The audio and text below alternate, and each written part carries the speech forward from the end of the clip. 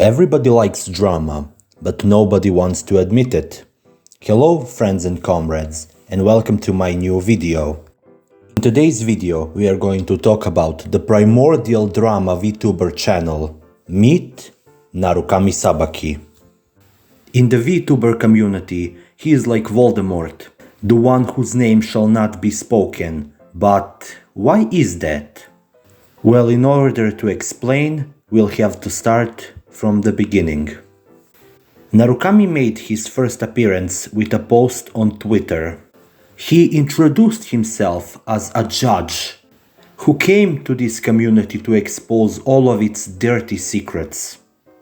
Throughout his career, he has made many claims against indies, against companies, against Vtubers and many other subjects in this genre.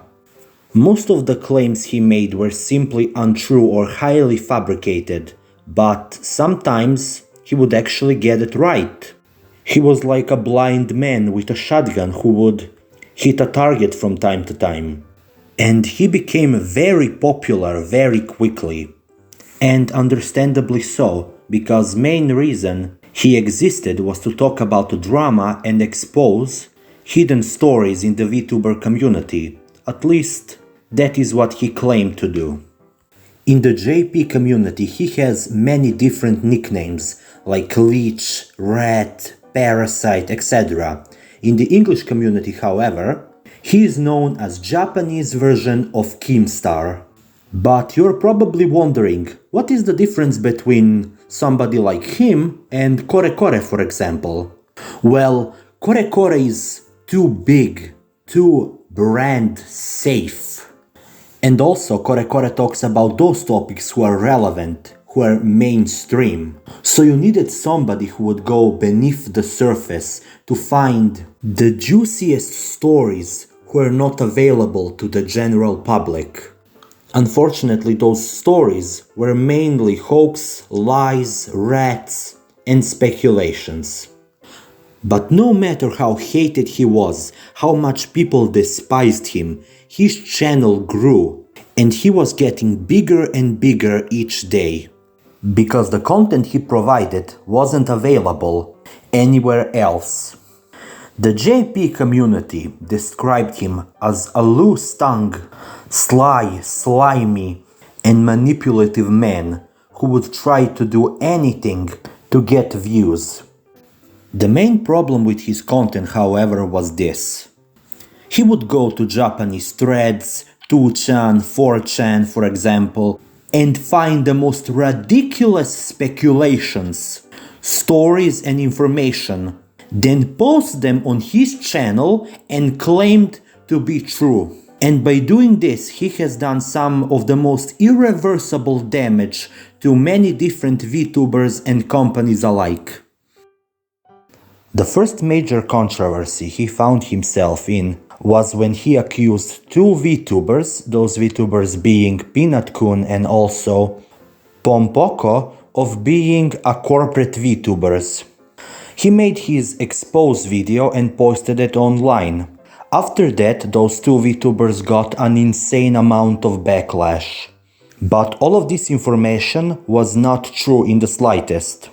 Those two Vtubers came out and expressed their evidence, where they showed that they are not part of any company. And they also flamed Narukami Sabaki and forced him to apologize. And that was basically one of the first time his ego was hurt. He apologized, kind of. It was more like victim blaming and doubling down. But even after this situation was cleared, he still continued to hate and berate Penaut every time he could.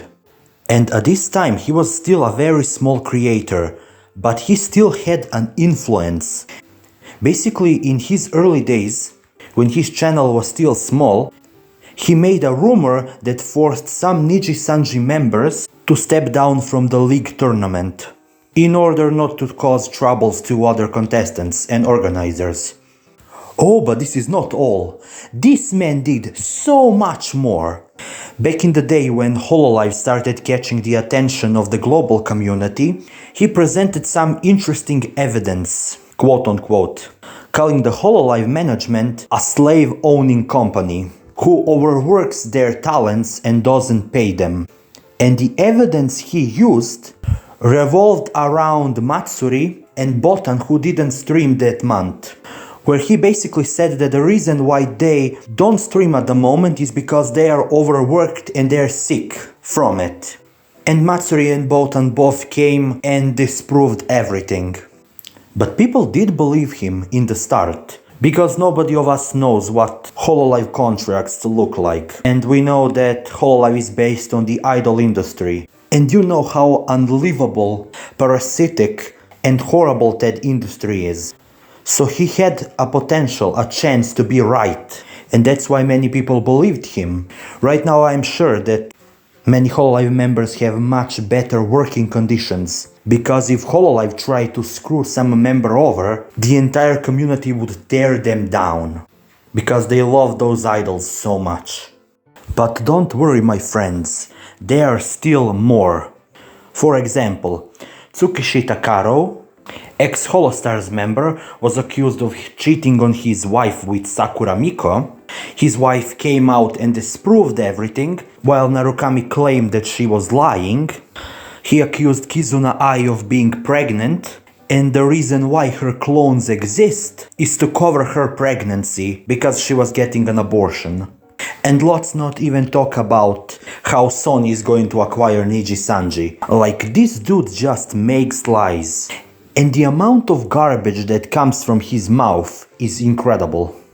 And if you remember, he was actually also involved in the Russia situation, because Russia gave the information to Kore Kore and him so they can defend her and prove that she and Mafu Mafu are not in the relationship, which terminated her contract because she exposed a sensitive information and potentially brought talents and management into danger.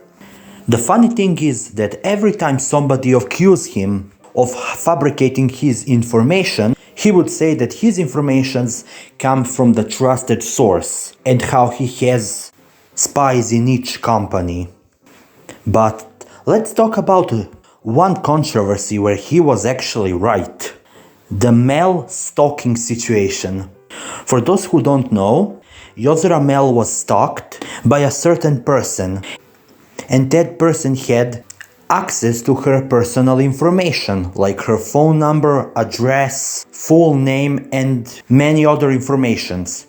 And because this situation had a potential to grow into something even more dangerous, Hololive was forced to investigate the situation, where they found out that the person who was stalking Mel all this time was person from her management. The person that was actually supposed to protect her, but instead he was just a crazy stalker. Of course, this is just a tip of the iceberg. There are so many different controversies that he was a part of, but if I try to talk about all of them, this video would probably be 5 hours long, and nobody has the time for that. Because he's so dangerous, many companies forbid their talents from interacting with him. Because video made by him can potentially be a brand damaging. And this was getting worse by the fact that he was getting bigger and bigger each day. But on January 29th, 2021, his channel was deleted because of few companies that accused him of copyright. And he was extremely upset about this and said that he will involve a lawyer so he can get his channel back. So until that problem was resolved, he opened a second channel where he continued to post. And that second channel also got deleted because Cover Corp and AnyColor came together and destroyed him. Also, his TikTok and Twitter disappeared. And even after he disappeared, there were still people who dreaded him, who dreaded his return. Because he was like a cockroach, unable to be killed. But honestly, in today's modern VTuber community, he's basically non-existent. He's almost like a folk tale that you would tell to kids to scare them off. Run, my little idols. Narukami Sabaki is going to tell everybody that you have a boyfriend. Mwah. And now in the end you're probably wondering, what happened to this guy? Well, he is still on YouTube, not doing very well. From the things I'm seeing, he barely breaks 10k views on his Vtuber news videos, and on his other videos he cannot break 1,000 views. But he's still here, just not relevant anymore. I guess this is what happens when you deep throat that clout a little too hard. And with that, this is the end of the video. Thank you for watching, and if you liked the video, can I humble you please for like and subscribe. Thank you for watching and take care.